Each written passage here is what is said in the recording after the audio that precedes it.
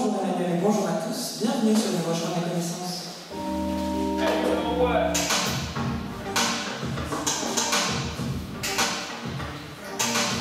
Les nouveaux chemins se demandent tous les jours s'il n'y a pas une mode de la mode en compagnie de Tristan Corbassin, Marianne Chassin, Géraldine Osman-Savoie, Antoine Ravon et Pierre Frenier. À la réalisation intemporelle de cette semaine, Nicolas Berger. À la lecture essentielle, Anne Grandin, avec aujourd'hui la prise de son, Mathieu Touraine, Tanguy Le Bordeaux et ses nouvelles blagues.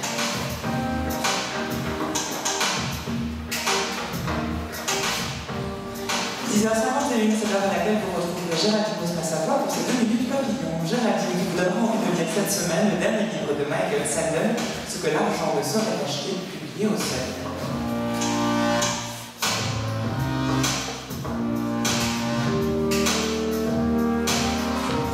L'esprit de la mode, deuxième temps. Après Mario Barognan qui s'est demandé comment ne pas réduire la mode au superflu. Avant Olivier Assouline qui réfléchira demain au luxe et à son caractère ostentatoire, à partir notamment des textes de Rousseau. Et Éric Marty qui jeudi décryptera pour vous le système de la mode de Roland Barthes. Pour le second temps de cette semaine, nous sommes toujours installés à l'École nationale supérieure des arts audiovisuels de Bruxelles, la Cambre. Bruxelles bat son plein en ce moment même le premier temps de la semaine de la pop philosophie qui donne la parole aux meilleurs philosophes français sur des sujets inattendus. L'émission que vous avez pu entendre hier avait été enregistrée le samedi 11 octobre au soir, et c'est à sa suite que nous enregistrons cette deuxième émission en public depuis Bruxelles.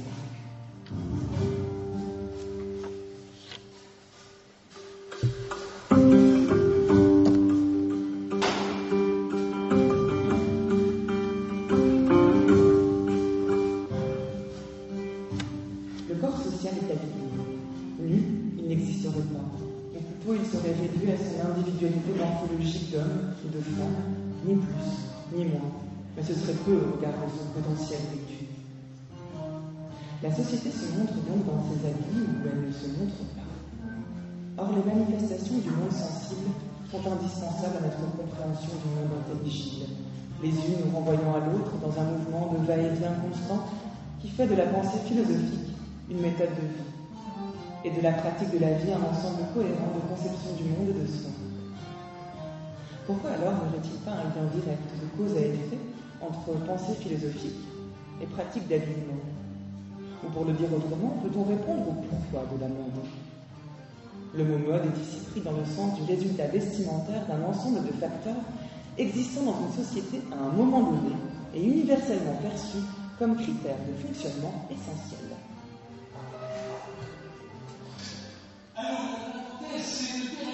Bonjour mon père. Oui, bonjour, voilà. J'ai été dérangé pendant ma messe par un énergumène qui était habillé de façon très excentrique, qui dit qu'il est le comte de Montmirail, de patati patata. Enfin, franchement, il a l'air zinzin. Le comte de Montmirail?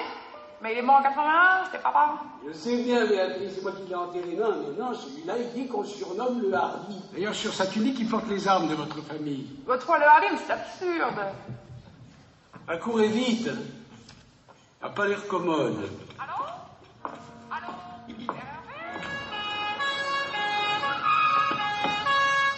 Allez les gars, descendez. Merci d'être venu si vite. Maréchal de Gibon, mes hommages, madame la comtesse. Il présente le docteur Beauvin. Madame. On va d'abord essayer de parlementer avec lui. Jauger la bête. Bonne chance. Oui, ma petite fillotte. Bon, allez, ça suffit. Papier, carte de séjour. Prosternez-vous devant le comte de Montmirail si vous voulez qu'il soit magnanime. Qu'est-ce que c'est que cet accoutrement? Faites du spectacle? C'est pour la télévision? Où est ma descendance? Réponds, je t'estrie. Moi, maréchal, je prends. C'est un tordu. Mon vieux, on va te faire une petite piqûre qui va te soulager. Hein, tu vas nous donner...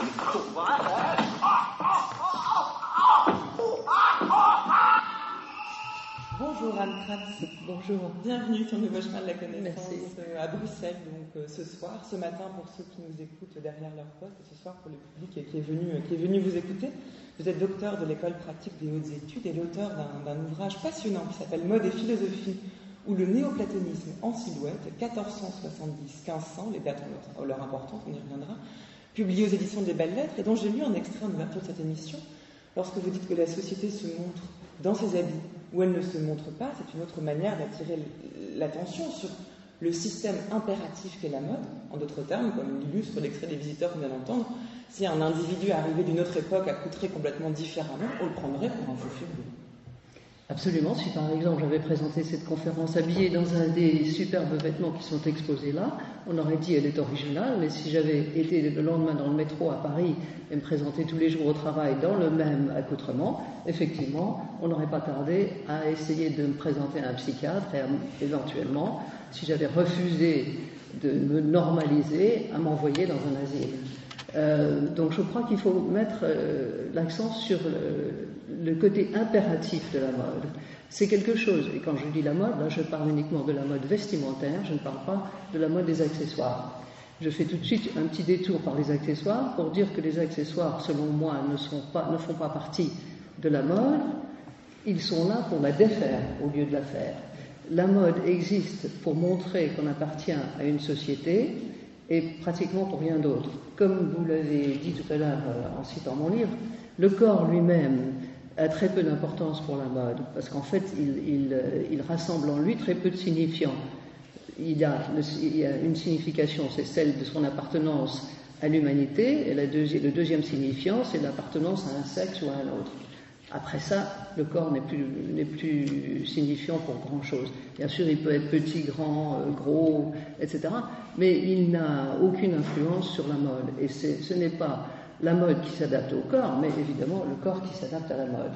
C'est-à-dire que les gros qui portent des pantalons très serrés, ça leur va peut-être pas très bien, mais comme c'est la mode et que c'est impératif, ils le font quand même.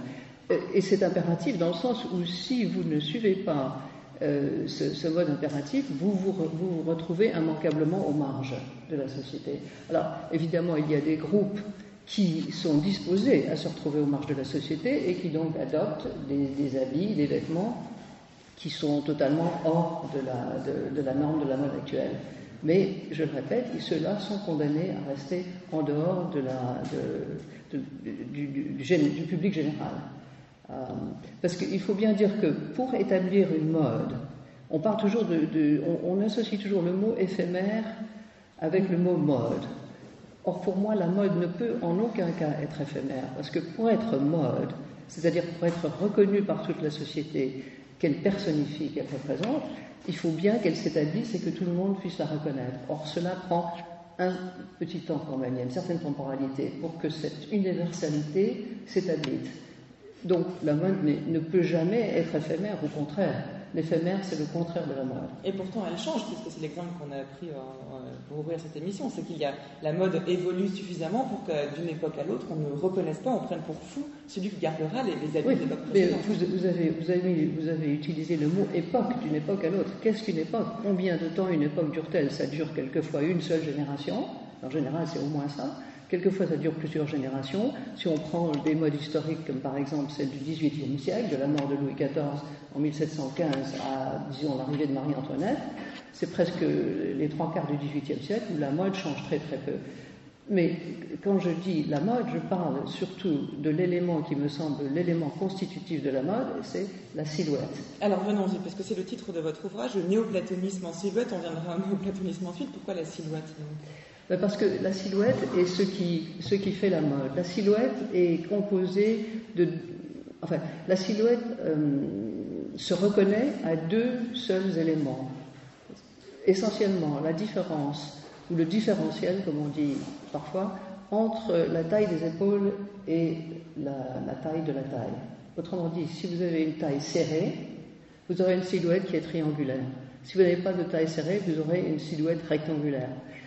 Alors, ça peut paraître extrêmement simpliste. En réalité, en ce qui me concerne, il n'existe que deux silhouettes de mode. Donc, une silhouette triangulaire qui serait une silhouette essentiellement féminine, parce que le triangle est le symbole le plus archaïquement connu de la silhouette féminine, et une silhouette rectangulaire qui est le symbole le plus archaïquement connu de la représentation masculine. Et j'ajoute même que pour bien montrer que je pense que c'est cardinal pour une silhouette, que si vous aviez un corps qui soit sans jambes et sans bras, vous pourriez quand même avoir une silhouette de mode. Parce que les bras et les jambes ne changent pas la silhouette. Ils ne la changent que lorsqu'ils sont en mouvement. Mais d'ailleurs, les créateurs travaillent à partir d'un buste qui n'a souvent ni bras ni jambes pour voir comment une robe peut être portée. Oui, en plus de ça, et les mannequins dans les vitrines souvent n'ont donc un buste, etc. Donc, les jambes et les bras, en quelque sorte, on pourrait les éliminer d'une silhouette de mode. Bien entendu, si vous avez des bras nus, des jambes nues, etc., il peut y avoir un supplément de signifiant en termes de sexualité, de sensualité, mais ça n'a rien à voir avec la mode. Ça, c'est un autre élément. Alors, dans l'introduction de votre livre, dont j'ai lu un extrait, vous posez cette question: peut-on répondre au pourquoi de la mode? Qu'est-ce qui fait la mode? Quelle est l'origine de la mode et comment ce phénomène prend-il corps? C'est le cas de le dire. Et ce qui est assez original dans votre démarche, et tout à fait justifié, vous l'expliquez très bien, c'est que vous ancrez votre réflexion dans une période non seulement très spécifique, mais en plus très courte. 1470, 1500, on est au début de la Renaissance. En quoi est-ce que cette période est-elle particulièrement propice pour réfléchir à l'avènement de la mode à Grèce? Elle est particulièrement propice parce qu'il y a une différence révolutionnaire entre le costume de cette époque, la mode de cette époque, je ne devrais pas utiliser le mot costume, la mode de cette époque et la mode de l'époque qui l'a immédiatement précédée, qu'on appelle le gothique international. La mode du gothique international, que l'on peut situer en gros, si vous voulez, au début du XVe siècle, jusque vers 1470, est une mode essentiellement triangulaire. Et c'est donc une mode éminemment féminine, et j'ajouterais une mode qui se réfère en fait à l'idéologie dominante de l'époque, c'est-à-dire, enfin l'idéologie c'est peut-être pas le mot, l'idéologie chrétienne. C'est une mode triangulaire, donc le triangle c'est non seulement le symbole de la féminité, mais c'est la Trinité, et c'est la Trinité que je dirais maternelle, si j'ose dire. Ce n'est pas seulement Dieu le Père, le Fils et le Saint-Esprit, mais c'est aussi l'homme, la femme et l'enfant. Et donc la mode triangulaire est une mode qui fait essentiellement référence à la maternité potentielle de l'humanité. Mais ce qui est intéressant, c'est que cette mode, à l'époque donc du gothique international, elle s'applique non seulement aux femmes, mais également aux hommes. Parce que, si vous voulez, les hommes, à ce moment-là, adoptent eux aussi, sans entrer dans les détails, mais adoptent eux aussi une mode triangulaire, c'est-à-dire qu'ils ont des épaules extrêmement bouffantes, des tailles extrêmement serrées, des toutes petites jupes, des jupes chez les hommes. Des toutes petites basques, si vous voulez, plutôt que les jupes, et leurs jambes et leurs fesses sont moulées dans des bas, ils portent des chaussures très pointues, etc. C'est le look que j'appelle le look papillon épinglé. Mais c'est donc aussi une silhouette triangulaire. Et pourquoi cette silhouette masculine et cette silhouette féminine sont-elles les mêmes? C'est parce que, comme je disais au début, la mode est un système tellement impératif pour donner l'apparence que l'on appartient à une société. Cette nécessité de montrer que l'on appartient à une même société est plus importante que la nécessité de montrer à quel sexe on appartient. Parce que le sexe auquel on appartient, il est très facilement, on peut le découvrir très facilement, si on s'approche de ses près. Et donc, selon moi, il n'y a guère que deux modes possibles dans plus ou moins toutes les sociétés, c'est-à-dire une mode qui serait féminisée, mais non pas efféminée, comme à l'époque du gothique international, ou une mode qui serait masculinisée, mais non pas virilisée, comme à l'époque donc du néoplatonisme, où la redécouverte par les philosophes italiens essentiellement de la fin du XVe siècle des textes de Platon de toute l'œuvre de Platon, et notamment de l'œuvre qui s'appelle Le Banquet, le Symposium, dans laquelle Platon parle de ses conceptions de l'amour et de la beauté, et qui est, encore une fois pour le dire quand même très vite, finalement la conclusion c'est que la beauté suprême réside dans le corps d'un jeune garçon impubère, qui n'a pas de poils du tout, et qui recèle en lui la possibilité la plus grande du divin, parce que il constitue un réceptacle pour la connaissance, etc. Donc à ce moment-là, tout le monde jette aux orties, les femmes jettent leur énin aux orties, leur grande ceinture qui leur serrait la taille, et donc une fois qu'on a une ceinture serrée à la taille, automatiquement on a des hanches qui paraissent plus grandes, donc le potentiel de maternité est toujours mis en évidence. Les hommes enlèvent leur petite ceinture et se couvrent les fesses avec des longues robes toutes droites, et on a donc une mode qui reflète essentiellement la nouvelle philosophie qui était le néoplatonisme. En partant des choses d'ici-bas, on arrive à s'élever par une pratique correcte de l'amour des jeunes garçons. On commence à contempler la beauté en soi. On n'est pas loin de toucher au but. Voilà donc quelle est la droite voie qu'il faut suivre dans le domaine des choses de l'amour, ou sur laquelle il faut se laisser conduire par un autre. C'est, en prenant son point de départ dans les beautés d'ici-bas, pour aller vers la beauté en soi, de s'élever toujours, comme au moyen d'échelons, en passant d'un seul beau corps à deux, de deux beaux corps à tous les beaux corps, et des beaux corps aux belles occupations, et des occupations vers les belles connaissances qui sont certaines, puis des belles connaissances qui sont certaines, vers une connaissance qui constitue le terme, celle qui n'est autre que la science du beau lui-même, dans le but de connaître finalement la beauté en soi. C'est à ce point de la vie, mon cher Socrate, plus qu'à n'importe quel autre, que se situe le moment où, pour l'être humain, la vie vaut d'être vécue, parce qu'il contemple la beauté en elle-même. Si un jour tu parviens à cette contemplation, tu reconnaîtras que cette beauté est sans rapport avec l'or, les atours, les beaux enfants et les beaux adolescents dont la vue te bouleverse à présent. France Culture, les nouveaux chemins de la connaissance. Adèle Van Rijn. Anne-Crête, ce qui est assez fascinant dans ce que vous venez de dire, c'est que c'est à la suite de la redécouverte des textes de Platon, dont le banquet dont on vient d'entendre un extrait interprété par la comédienne Annie Grimbert, que la mode s'en est trouvée changée. Alors, en quoi ce texte, on a pu l'entendre, c'est Socrate qui rapporte la discussion sur Eros et l'amour qu'il a eu avec Diotime. Et Diotime, donc, explique bien ce procédé selon lequel un homme va tomber amoureux d'un autre homme parce que la beauté de ce corps va pouvoir le hisser, dans et par l'amour, vers la beauté en soi, l'idée de la beauté. Donc, en quoi la lecture de ce texte va-t-elle avoir une influence sur la mode vestimentaire? Ça paraît assez improbable. Ben non, en fait, parce que, comme je le disais, on s'aperçoit tout à coup que la beauté, donc je le disais, réside dans le corps d'un jeune homme impubère. Pourquoi? Parce que on peut insuffler à ce corps la connaissance.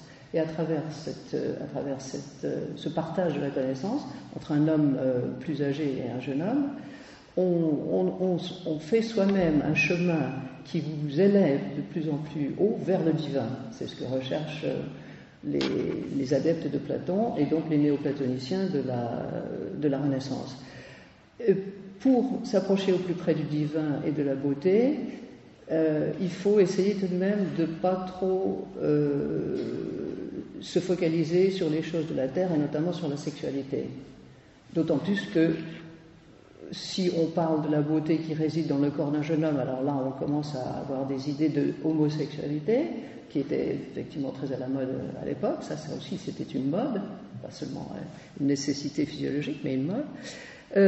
Il faut donc essayer d'éliminer toutes les caractéristiques qui auraient une connotation féminisée de la mode. Et non seulement on les élimine en enlevant tous les objets qui pourraient avoir une géométrie triangulaire, la géométrie triangulaire dont je parlais avant, on les remplace par une géométrie rectangulaire, mais dans la mode littéraire, on commence à parler beaucoup de l'amour qu'on peut partager avec des femmes mortes. Comme ça, on n'a pas besoin, si vous voulez, d'exercer la sexualité sur ces femmes puisqu'elles sont mortes. Pétrarque et Dante sont des grands amoureux de femmes qui sont mortes et qui donc que l'on peut idéaliser et qui sont presque aussi bien pour se rapprocher du divin que le corps d'un jeune homme impubère. Enfin, je plaisante un peu, mais c'est donc on essaye d'effacer toutes les caractéristiques qui pourraient donner à penser à la femme, à la maternité et à la reproduction par la sexualité, que les néoplatoniciens considèrent comme quelque chose d'assez dégoûtant. Non mais pardonnez-moi, avant d'aller plus loin, ce qui moi me surprend vraiment dans ce que vous dites, c'est l'influence de la philosophie, de la redécouverte d'une certaine philosophie au sein de la société. Aujourd'hui, les philosophes que l'on lit n'ont aucune influence, à ma connaissance, sur les vêtements que nous portons. Ça, c'est pas sûr, c'est sûr, parce que la force, le pouvoir des idées, connaît. On ne sait pas très bien comment ça marche, c'est justement ça que certains philosophes ont essayé d'expliquer, mais le pouvoir des idées est tel qu'il se répand dans toutes les couches de la société d'une façon organique. En ce qui concerne les idées de la Renaissance, elles ne se sont pas simplement répandues dans la société à cause des écrits des philosophes, mais ça a été un tout, et surtout ça a été une vision esthétique entière qui a donc changé le costume, mais qui a aussi changé l'architecture de façon fondamentale. On est passé du gothique, c'est-à-dire une architecture qu'on pourrait là aussi qualifier de fondamentalement triangulaire, à une architecture qui était quadrangulaire, c'est-à-dire copiée sur les temples grecs anciens, etc. Et donc, tout d'un coup, non seulement le paysage vestimentaire a changé, mais tout va avec, puisque, comme je le disais tout à l'heure, la mode est un système tellement impératif, elle est tellement et correctement représentative de la société dans laquelle elle opère, qu'elle ne peut pas opérer toute seule. C'est un système dans lequel tous les éléments qui sont donnés à voir, c'est-à-dire tout ce qui est réel, suit le même genre de géométrisation, si vous voulez. C'est-à-dire donc en fait, il y a comme un effet là pour le coup de système, c'est-à-dire que c'est pas forcément la pensée ou la philosophie qui serait l'origine d'une certaine mode vestimentaire, mais que c'est un tout, c'est un se répondant, il y a comme une dialectique ici entre le vêtement lui-même et la pensée qui vont produire une nouvelle mode. Absolument. Et d'ailleurs, ce qu'il faut aussi remarquer, c'est que quand la mode change véritablement, elle ne change que radicalement, sinon elle ne change pas. Et ça aussi, on le voit très bien dans cette période que j'ai choisi d'étudier justement parce qu'il y a une telle radicalité dans le changement. Mais on pourrait prendre une autre période, par exemple. On pourrait prendre la période qui a suivi la Première Guerre mondiale. Jusqu'à la fin, plus ou moins, de la Première Guerre mondiale, on peut dire que la silhouette est triangulaire, pour les hommes comme pour les femmes. Taille serrée, poitrine en avant, faux cul pour les femmes. Les hommes ont des plastrons, des plastronnes, donc ils essayent d'imiter en quelque sorte la poitrine des femmes. Ils portent des corsets, etc. Bon, fin de la guerre de 14, on pourrait penser que ça continuerait comme ça parce qu'il faut que les femmes reproduisent des enfants, puisqu'il y en a beaucoup de gens qui sont morts pendant la guerre. Donc c'est le contraire qui se passe complètement. On a la silhouette à la garçonne. On a l'abandon complet de tout marquage d'une taille positionnée à la taille normale, et on a une silhouette qui est entièrement masculinisée, mais non pas virilisée. Alors qu'à la fin de la Seconde Guerre mondiale, c'est le contraire qui se produit. Mais là aussi, il y a de nouveaux changements radicaux. On revient un petit peu en arrière, mais c'est quand même radical. La Seconde Guerre mondiale fait beaucoup de morts, chacun le sait. Christian Dior arrive sur la scène et il fait une silhouette qui est complètement triangulaire parce qu'on a besoin de nouveaux enfants et cette silhouette encourage les femmes à en faire. Là, vous parlez de Christian Dior, écoutons-le justement nous parler de la mode. Il évoque une pensée, alors j'aimerais avoir votre avis là-dessus parce qu'il me semble que ça va sans doute à l'inverse de votre pensée de la silhouette.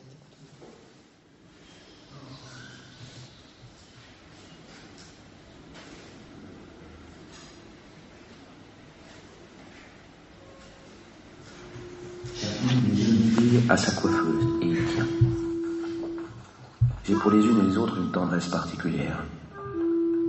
Je les vois en Galatée avec les yeux de Pygmalion. Elle seule donne vie à mes robes. Je pense à elle en les imaginant. J'attends d'elle qu'elle leur donne ensuite leur complète signification. Bien sûr, je suis exigeant. On l'est toujours devant la réalisation de son rêve. La vocation d'architecte me fascine depuis l'enfance.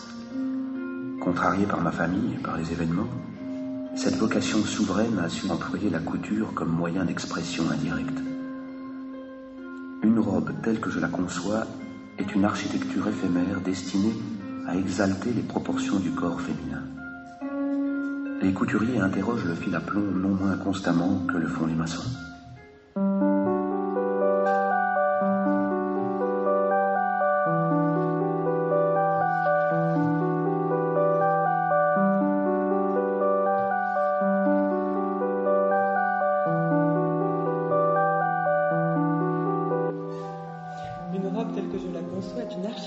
Destinée à exalter les proportions du corps féminin. Est-il si loin, Christian Dior, lorsqu'il dit cela, des intellectuels et des artistes de la Renaissance auxquels vous intéressez dans votre ouvrage, Anne Kratz, qui eux aussi s'interrogent sur la silhouette et la mode vestimentaire en termes mathématiques et géométriques. Oui, les mathématiques évidemment sont extrêmement importantes pour les hommes de la Renaissance. Ils conçoivent toute leur esthétique en termes de mathématiques et on peut dire que toute l'emphase de la Renaissance est mise sur le rectangle ou sur le carré, en tout cas sur une figure géométrique qui a 4 angles égaux.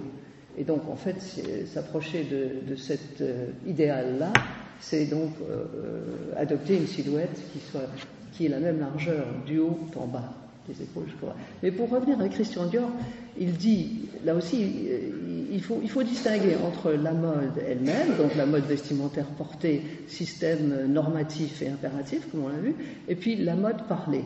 Alors, je constate qu'il utilise lui aussi le mot éphémère. Or, une architecture elle-même, en tant que telle, n'est jamais éphémère parce que, comme elle a 3 dimensions, elle se tient par elle-même.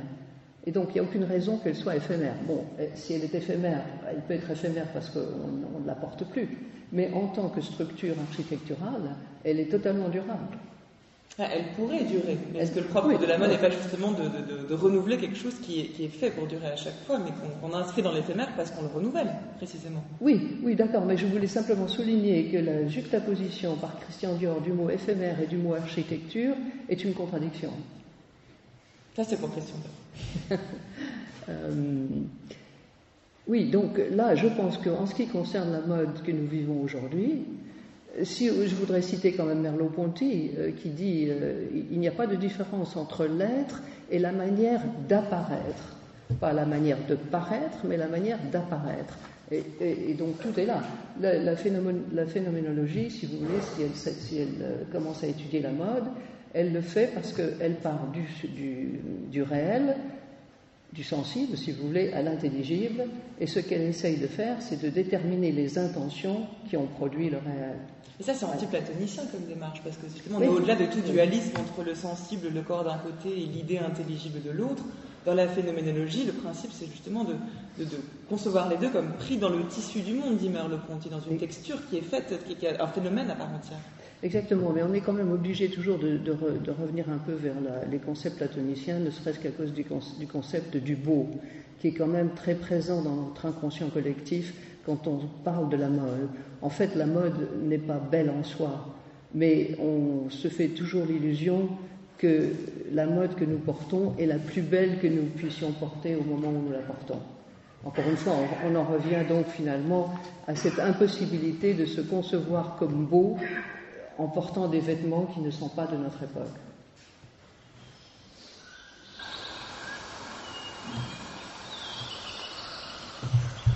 Dans quelle partie du ciel, dans quelle idée était le modèle d'où nature tira ce beau visage gracieux, où elle voulut montrer ici-bas ce que là-haut elle pouvait? Quelle nymphe dans les fontaines, quelle déesse dans les forêts déroula jamais à la brise chevelure d'or si fin? Quand un cœur réunit-il en lui tant de vertus, bien que la plus grande de ces vertus soit cause de ma mort? En vain, il croit voir une divine beauté, celui qui n'a jamais vu ses yeux quand elle les tourne doucement. Il ne sait pas comment l'amour guérit et comment il tue, celui qui ne sait pas comment doucement elle soupire, et comme doucement elle parle, et comme doucement elle rit.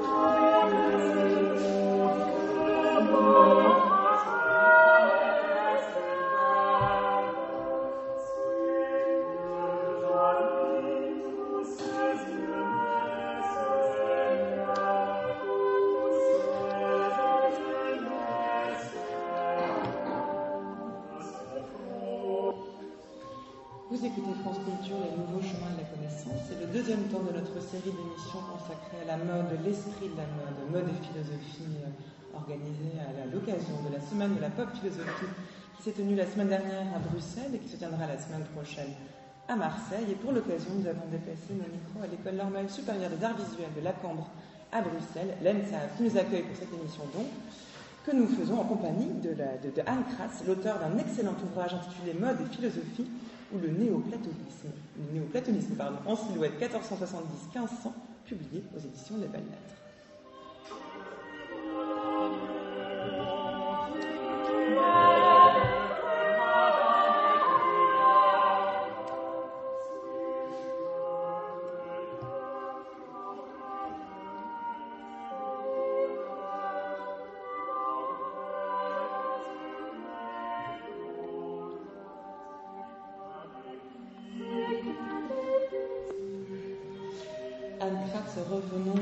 Remontons en arrière dans le temps pour retrouver la période qui concerne celle de votre ouvrage. Même encore avant, puisqu'on a entendu un extrait là, d'une chanson, d'un sonnet de Pétrarque, le sonnet 157, interprété par la comédienne Anouk Grimbert.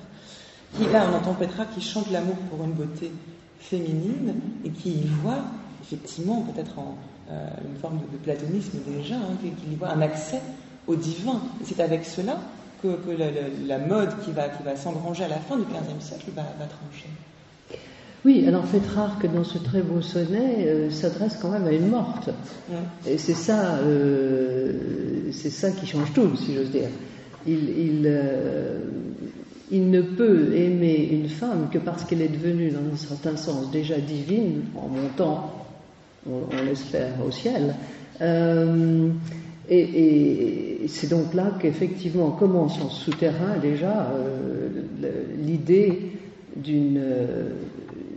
d'une sexualité qui serait en fait à éviter, surtout pour les intellectuels, et qu'il vaudrait mieux que les femmes soient mortes pour qu'elles puissent être véritablement aimées, parce qu'elles ne peuvent pas se comparer au corps d'un jeune homme comme réceptacle potentiel de la connaissance étant égale à la bonté, égale à la beauté, et tout cela vous permettant de vous rapprocher du divin par un processus d'ascèse que les femmes, le croyait-on à l'époque, n'étaient pas capables de faire elles-mêmes. Donc il faut éliminer les femmes pour pouvoir les aimer, parce que sinon il faudrait leur faire des enfants. Et ça, à l'époque néoplatonicienne, ce n'est pas quelque chose qui est... Enfin, c'est quelque chose que l'on comprend bien comme nécessaire, évidemment, pour la survie de l'espèce, mais qu'on préfère laisser à d'autres. Si mais on note l'absence totale de vêtements, là, pour le coup, dans cette description. C'est-à-dire que c'est un certain corps, les cheveux sont décrits, mais le corps, non seulement est mort, mais en plus, il est complètement nu, donc en dehors de toute forme de mode vestimentaire. Oui, c'est vrai. Évidemment, il mentionne quand même le fait que ce sont des cheveux blonds, c'est très important, la couleur dorée, la luminosité des cheveux et la couleur or, étant évidemment aussi une réflexion de la lumière divine. Mais oui, de toute façon, peu importe quels sont ces vêtements, quoique dans d'autres sonnets de Pétrarque, puisqu'on en parle, on trouve des allusions aux vêtements justement flottants de la personne morte, qu'on n'imagine pas avoir un corps qui se devinerait, parce que ça serait encore une fois trop charnel.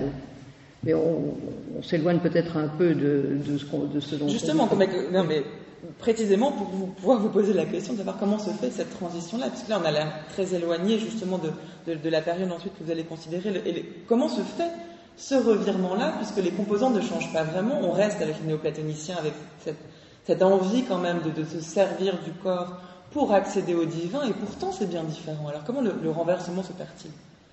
Vous voulez dire la différence entre l'époque de Pétrarque et l'époque de Marcille-Ficin ? Ouais. Oui. Alors Marcille-Ficin, déjà, dites-nous qui il est. Oui, Marcille-Ficin, c'est un philosophe florentin, ami et maître de Laurent de Médicis, à qui Laurent de Médicis avait donné une propriété à Careggi, dans laquelle il réunissait ses amis intellectuels, et au cours desquels il y donnait des fêtes, des banquets, etc. Et entre parenthèses, il fumait des sortes d'herbes, ou il faisait brûler des herbes, etc. pour accéder plus vite au divin. Je plaisante un peu, mais c'est un peu ça aussi. Parce que la possibilité d'utiliser des moyens artificiels pour arriver plus vite à ce sentiment d'ascèse vers le divin était tout à fait acceptée par les intellectuels néoplatoniciens. Et Marcille-Ficin a été ordonné prêtre avant la fin du XVe siècle également, car il faut bien se dire une chose, c'est que les néoplatoniciens étaient des gens qui étaient éminemment chrétiens. Ils admiraient l'antique, ils appelaient Platon le divin Platon, ils utilisaient la méthode qui consistait à essayer d'engranger le plus de beauté possible pour arriver au divin, mais pour eux le divin c'était le christianisme, évidemment, c'était Jésus, ce n'étaient pas les dieux de l'Antiquité. On a tendance à oublier que les néoplatoniciens étaient des gens extrêmement, on pourrait dire qu'ils étaient extrêmement pieux.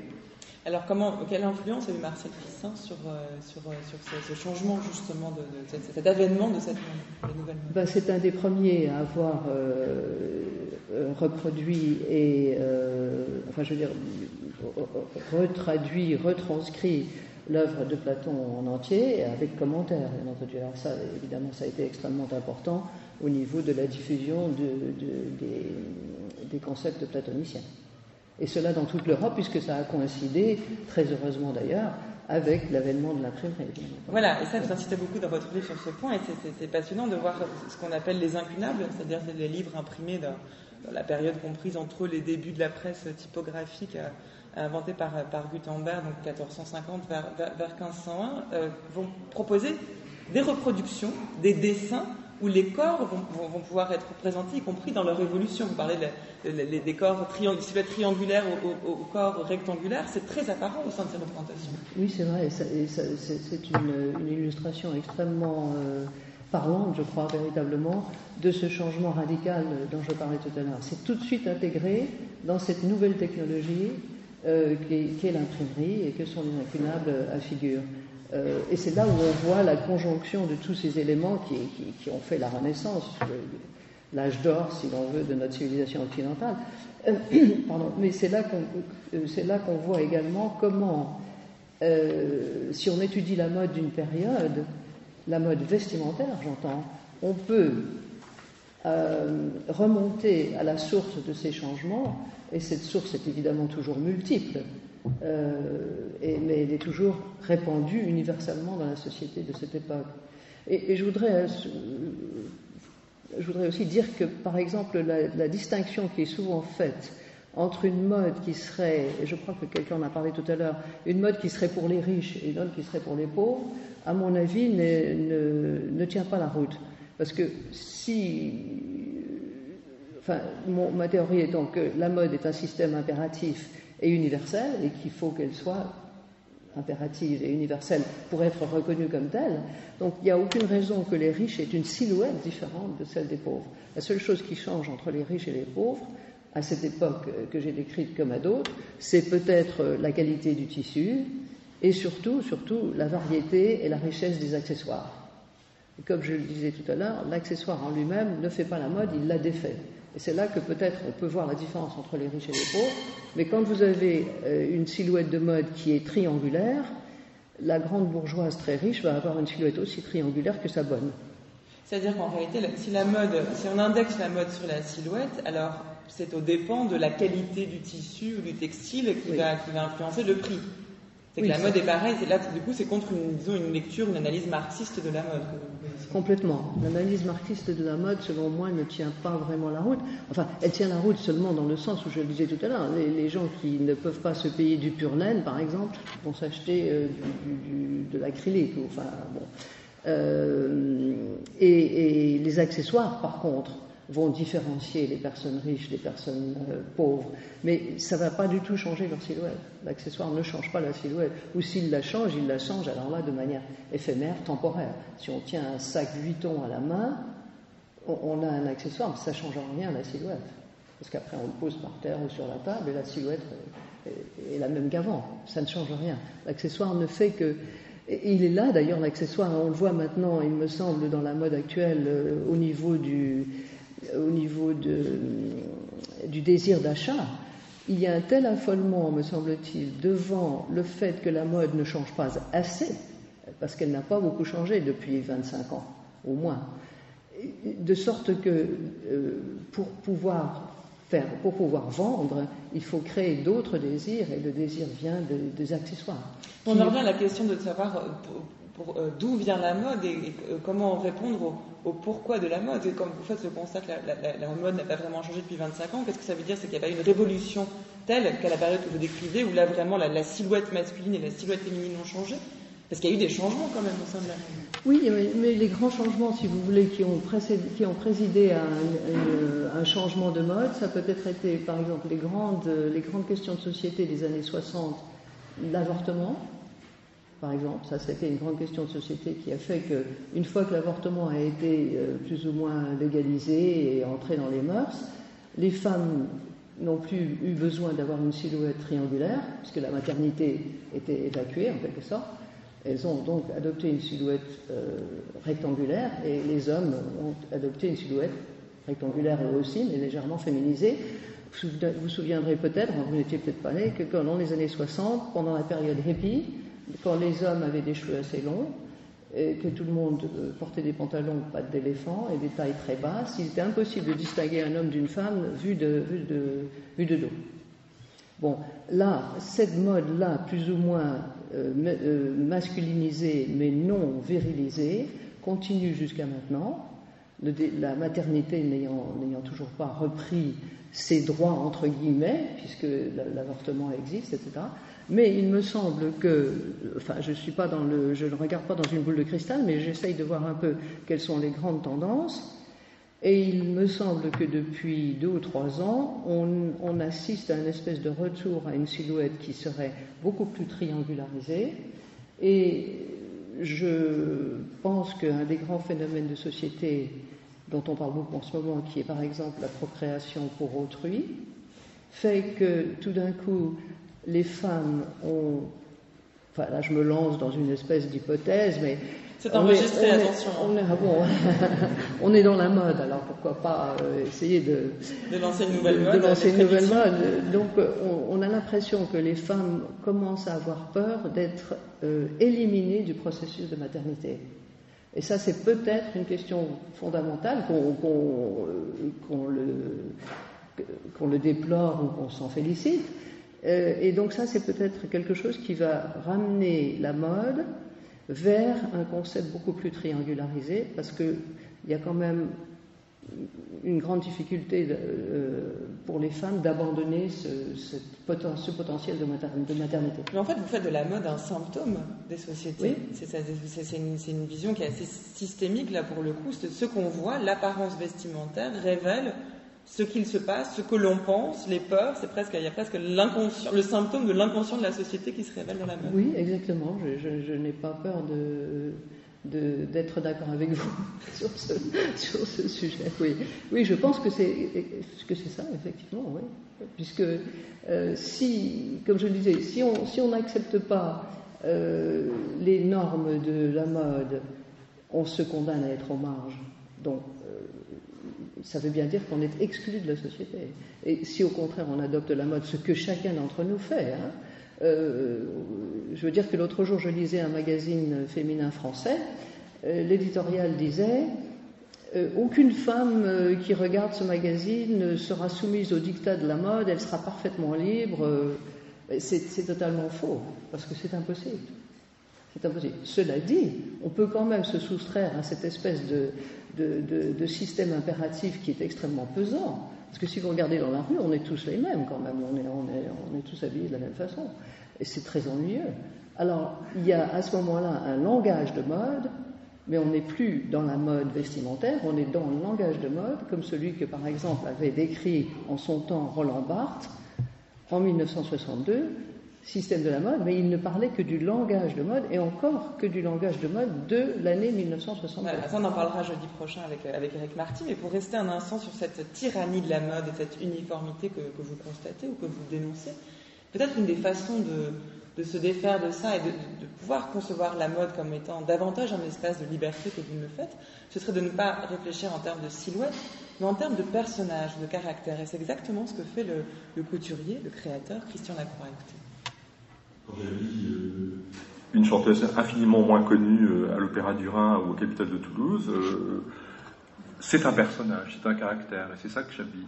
Et les vêtements tels que je les concevais étaient faits pour sous-tendre, pour supporter, pour aider une personnalité à s'exprimer comme un caractère ou un personnage de roman ou d'opéra ou de nouvelle ou de film. C'était ça qui m'intéressait.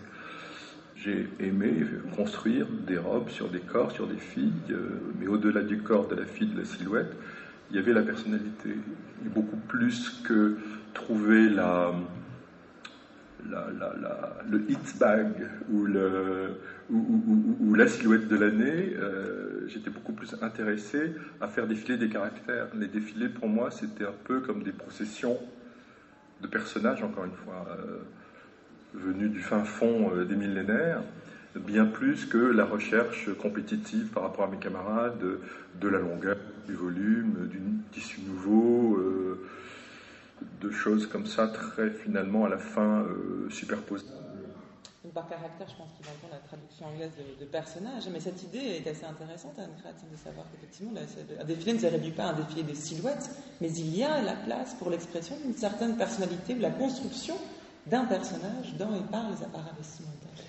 Oui, enfin, c'est aussi encore, me semble-t-il, encore une illusion de la part du couturier. Je suis désolée d'être en désaccord avec à la fois Christian Dior et Christian Lacroix, mais quand Christian Lacroix fait un défilé, peut-être pense-t-il à une personnalité ou à la personnalité du mannequin qui porte sa robe, mais en fait, la finalité de son défilé, c'est tout de même d'essayer de vendre au plus grand nombre. Donc, à ce moment-là, le caractère de la personne qui présente ce vêtement va pouvoir peut-être jouer dans la manière dont elle va être perçue, de son caractère va être perçu par les gens qui la regardent. Mais ça ne peut pas être, si vous voulez, la finalité de la production des vêtements que fait Christian Lacroix. Parce qu'à ce moment-là, ça serait trop limité. Comment ça? Parce que finalement, c'est pas dans les défilés que le but n'est pas de vendre en premier. C'est la différence entre les défilés de haute couture et le prêt-à-porter, justement. C'est que peut-être le défilé de haute couture est l'espace de création qui lui permet d'investir et de créer des personnages et pas simplement de vendre ses vêtements. Oui, bon, ben, sinon, il ne s'en mettrait pas à faire des défilés. Oui, donc dans ce cas-là, on n'est plus dans un défilé de mode, on est dans un défilé on est dans un spectacle, on en a parlé beaucoup. Donc, c'est là, naturellement d'ailleurs, que peuvent s'exprimer en toute liberté les créateurs. Et c'est très bien comme ça, heureusement qu'ils ont ce moyen-là de s'exprimer, puisque par ailleurs, la mode et donc les impératifs de commerce et de vente les forcent à se conformer à ce qu'est la silhouette en vigueur. Et je dis bien en vigueur à l'époque. Donc effectivement, les défilés de mode sont maintenant des spectacles à part entière et qui n'ont plus toujours grand-chose à voir avec la mode vestimentaire portée. Et alors, pardonnez-moi de vous faire ramener au néoplatonisme, mais bon, c'est le sujet de votre livre quand même. Mais donc, ce qui montre bien qu'en fait, en vous intéressant à cette période-là, tout ce que vous dites là sur la période contemporaine, y compris le dialogue que je vous ai fait avoir avec des créateurs, des couturiers contemporains, eh bien, se trouve en germe, en source, en fait, à la source de ce que nous disons là, se trouve ce que vous dites sur la naissance du néoplatonisme. J'ai du mal à faire le lien, en fait, entre les deux. Entre la naissance du néoplatonisme et la nouvelle mode. Est-ce que vous dites, voilà, sur la mode aujourd'hui, c'est-à-dire l'époque à laquelle vous intéressez serait paradigmatique de l'avènement, des transformations inhérentes au sein de la mode. Est-ce que c'est comme ça qu'il faut le comprendre? Oui, bah c'est effectivement ce que je voudrais dire. Et en écrivant ce livre, j'ai choisi cette période parce que je le disais tout à l'heure, là, la césure entre le gothique international et l'époque néoplatonicienne est évidente dans tous les tableaux de l'époque, et qu'en plus on est dans une époque qui a produit des incunables, énormément de livres imprimés, etc., illustrés, on a une illustration particulièrement parlante. Mais cette méthode, qui serait donc d'analyser le réel pour arriver à l'intelligible, peut être, me semble-t-il, appliquée à n'importe quelle autre période, où il y a manifestement un changement paradigmatique de la mode, évidemment. On peut pas analyser la mode de cette façon-là d'un jour à l'autre, parce que d'un jour à l'autre, elle reste la même, comme je le disais tout à l'heure. La mode dure finalement assez longtemps. Et il faut donc attendre, si vous voulez, par exemple, il faudra attendre pour faire une analyse de la mode que nous vivons actuellement, que nous portons tous, il faudrait attendre qu'il y ait cette révolution, cette radicalisation dans le changement qui va se produire à plus ou moins long terme. On ne sait pas exactement encore quand ça va se produire, mais ça va certainement arriver.